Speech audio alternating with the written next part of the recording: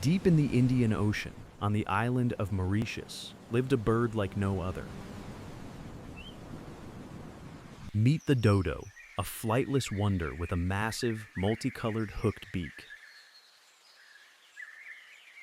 These birds were the peaceful kings of the jungle, foraging for seeds and fallen fruits. With no natural predators for centuries, the dodo knew no fear. It was completely innocent. But in 1598, everything changed. Humans arrived, and the dodo's paradise was lost. It wasn't just hunting. Humans brought rats and pigs that destroyed their nests. By 1681, the dodo was gone forever, becoming a tragic symbol of human impact.